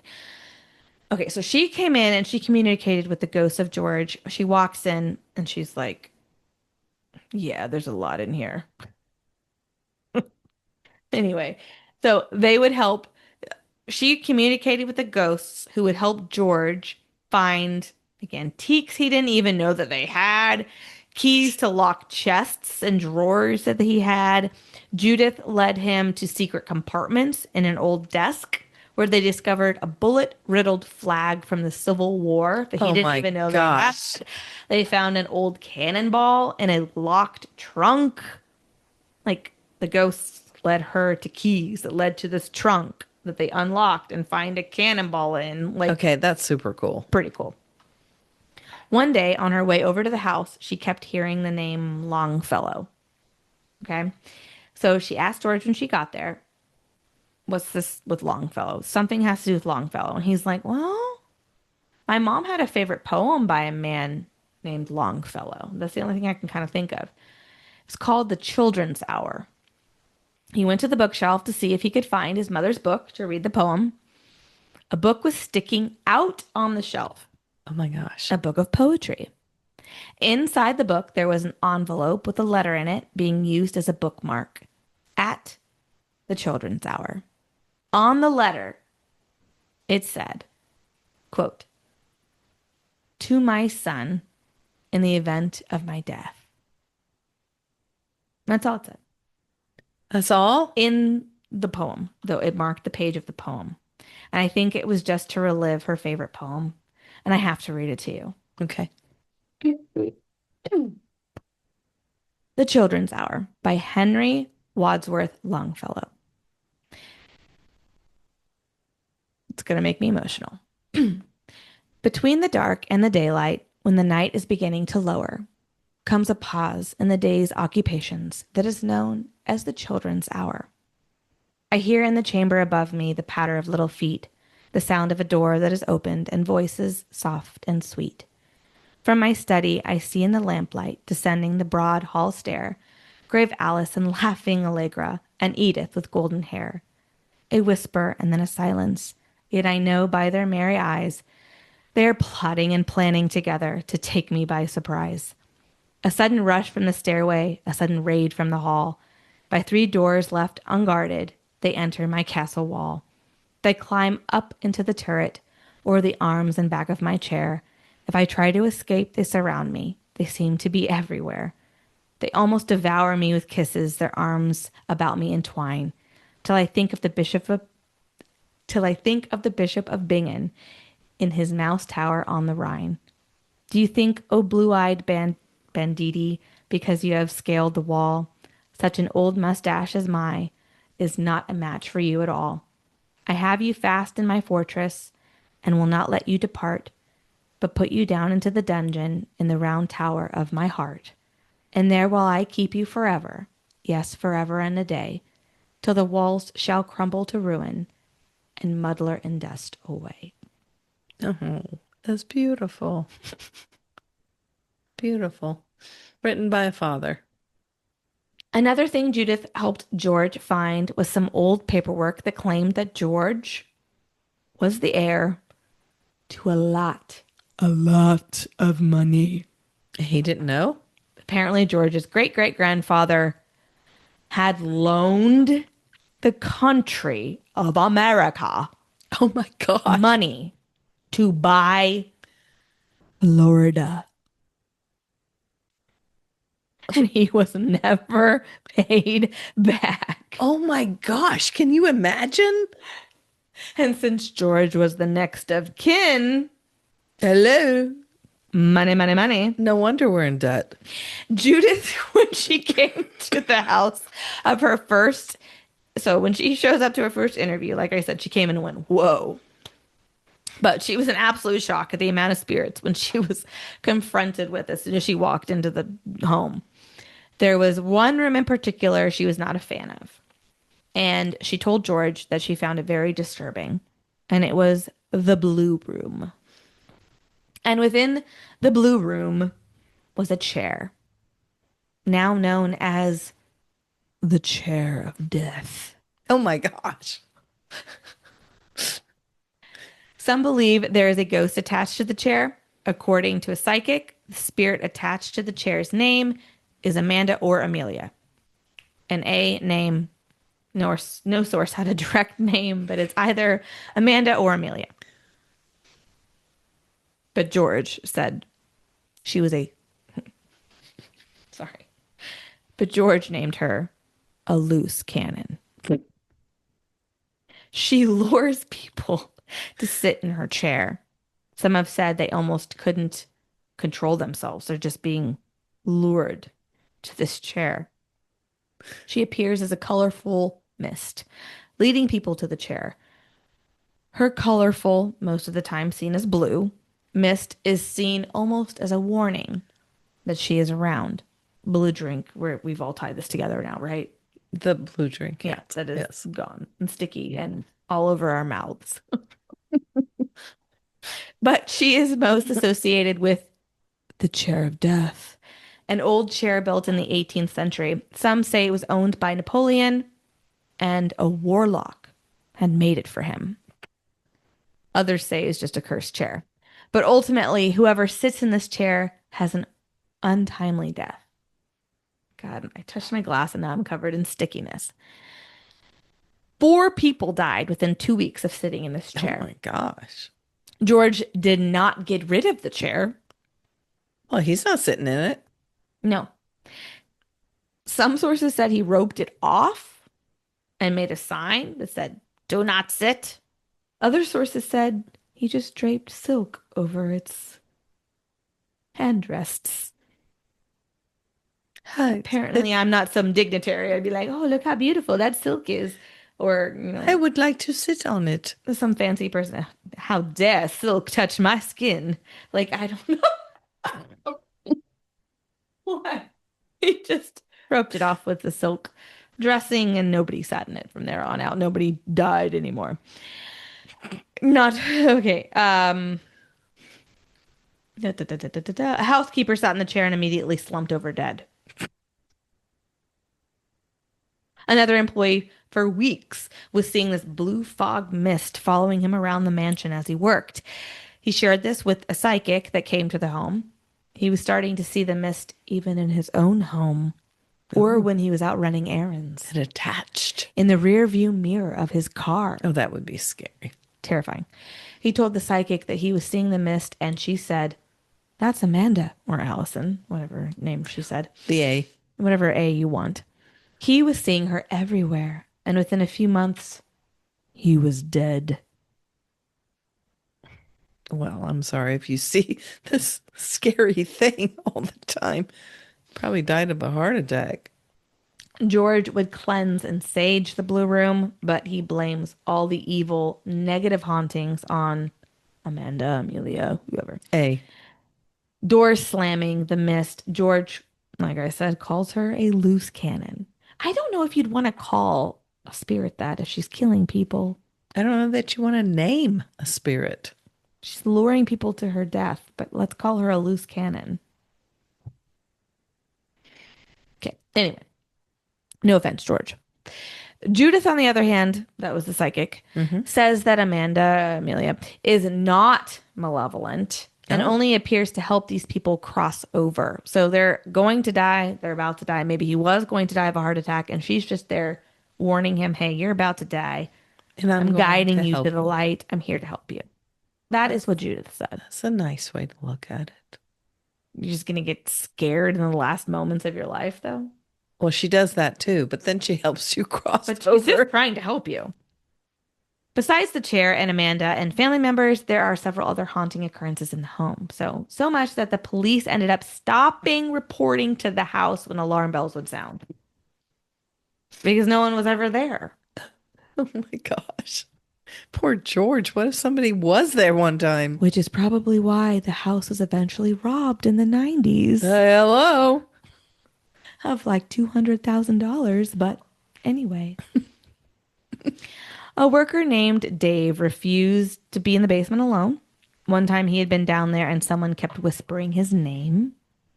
A visiting minister was there for a nice tea time with George when the teapot flew through the air, hitting the minister in the head. Oh God, these stories. Was it still hot?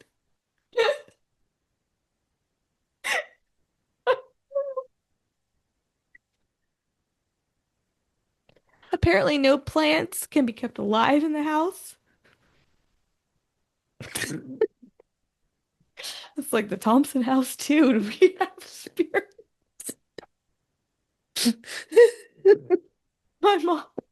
My mom, she sees her pretty regularly. She came up the other day and she goes, "I think you're the only person in the world that can kill succulents."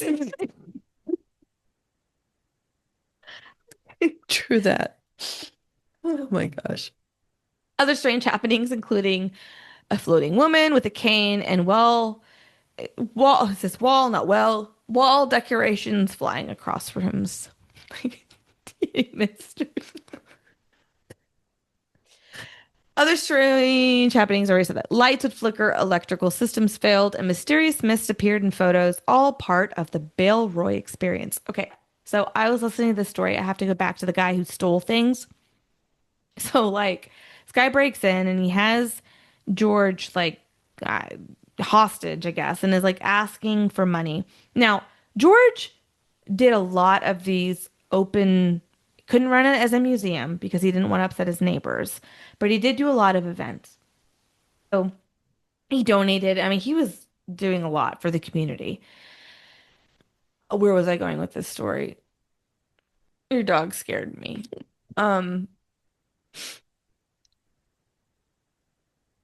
Oh, so he did not advertise, but he did say in articles that he was interviewed for, I have all these watches that belong to so and so. Oh, So so you, it would attract. that there's money in this house. It would Okay. attract a robber. Okay. So this guy comes in trying to rob him of whatever, and somehow George like talked him into just letting him go and just wrote him a check for like $2,500, like a little check. And the guy just like left. And then when he went to cash the check the next day, got arrested. I mean,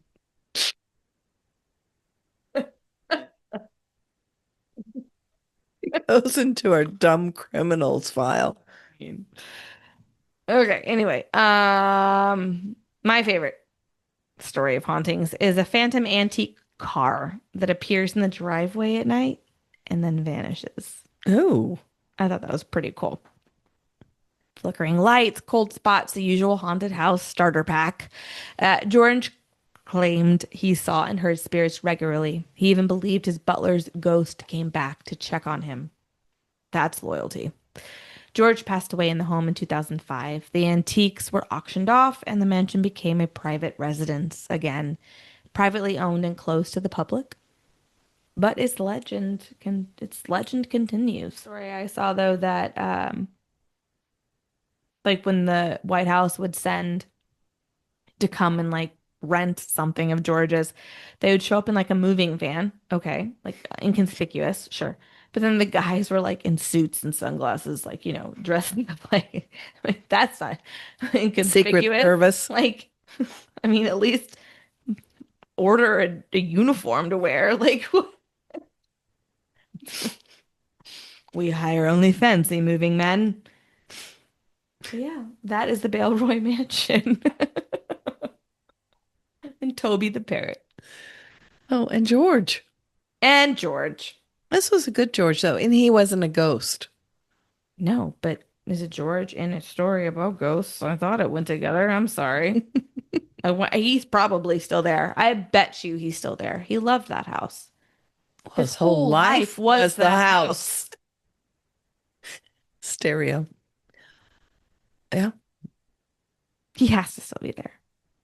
I'm very The items have been curious. picked off. The items are gone. You have to wonder what's still in that house. Yeah, that's my Privately owned. That's I would my love thing. to go knock on the door and be like, hey. You and thousands of other people. And from what I understand, the person was very like welcoming. Oh, The person who owns it now. It's a beautiful house. it's like I don't even want to go into your house. I just want to ask you, have Like- you experienced anything? That is what I do in my spare time. I've tried to get off of like doom scrolling with like TikTok and Instagram and everything. I get on Zillow now and I look at all these like old houses in Kansas City and I'm like, oh, I would love to decorate that room. I wonder what ghost is there. I would love to talk to the ghost in that house. Like, Weirdo. I love old homes. I just think they don't make them like that anymore. The craftsmanship and the fireplaces Oh, yeah, and for the sure. hardwood floors and just the trim. For sure. It's just, I love my house, but I would just love that, a historical house like that. My sister and I plan on owning one day and opening it up as a bed and breakfast. We've talked about it. We're gonna be old, and that's what we're gonna do. Isn't that what Lizzie Borden and her sister did? They did? Yeah, Really? I think so. I don't think so. Wouldn't you like to stay in a room with Lizzie? I mean, their house is a bed, not is a place to stay now, but I don't think they opened did it up it. as one. Oh, you think you made that up? It's a good story, though. I think so. Go I along think they, with. like went into hiding after the trial happened. I don't think They did move in together. Then they Yeah, lived as and they lived with their spinster. dogs. Well, what a A life! ton of dogs. They Lo- loved animals. What a life that I is. do remember that. I think they like went off and hid. They finally got the money that their dad was hiding from them. If she killed him or not, she got off I don't and think they she got did. all of his money finally. He was really skimping on them. He was a And bad dude. well, I don't think it was bad. Nobody deserves to die bludgeoned to death like that. And then commercialized as much as it is. How No, that's Lizzie Borden right now? People are like, you've already kept us on here for almost 2 hours long talking about Ellen and some George, and now we're talking about Lizzie Borden. No, I'm sorry. We already covered her. Hey, we wanted our podcast to be like you're just sitting at our kitchen counter chatting. And there you go. One idea after Just the other. stepped into my house. It may not be some historical home, but we have a very welcoming island with alcohol and ideas. And made up stories about Borden's opening up some Airbnb somewhere that never happened. I'm so going to make up a ghost story sometime and have people totally believe it. What? Don't you do that on a podcast weekly? Like, what are you talking about? All these stories you research, it's just like, I mean, you as in a lot of people, it's just like, I'm going to make one of these stories up and just sell it. As the most haunted place in America. Gosh. It's just the wind. No, I think all these objects, and then you have this psychic coming in, like opening that I really want to window cover. up to all these. I really want to cover her. That would be interesting. I think she solved cases before. No, I think that would be fascinating. I know.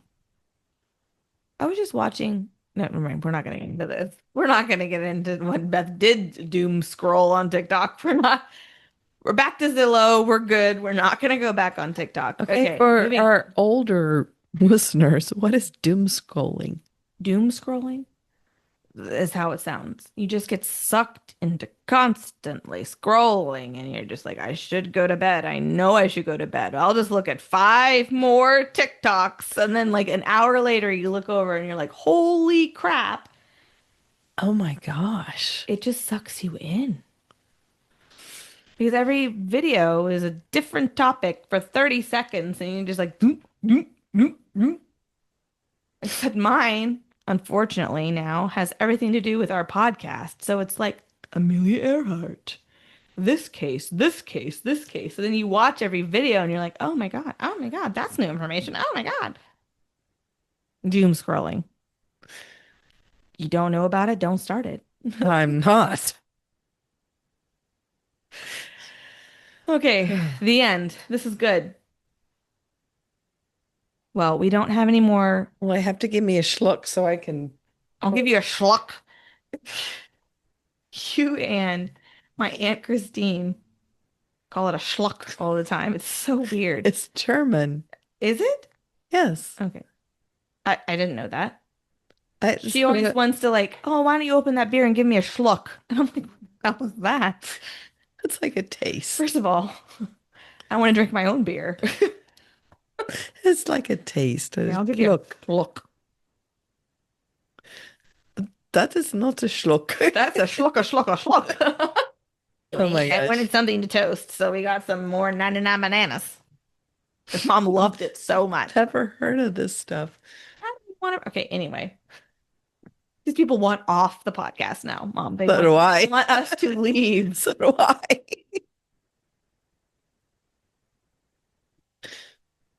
Cheers, Mama.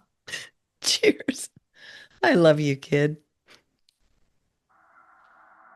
This has been Killer Hangover Podcast, an original production, written, produced, and designed by yours truly. All of our amazing music that always sends shivers down my spine was thoughtfully crafted by Dangerous Schmidt. And the other thing that gives me those chicken bumps, as we say, is you guys. Big love and huge thanks to all of our listeners. You truly make these hangovers possible. If you liked the episode, do us a favor. Please rate, review, and subscribe wherever you listen. If you want to get in touch, you can find us on Instagram and Facebook at Killer Hangover Podcast, or shoot us an email at killerhangoverpodcast@gmail.com. Until next time, stay safe, lock your doors, drink some water for that hangover, and call your mom.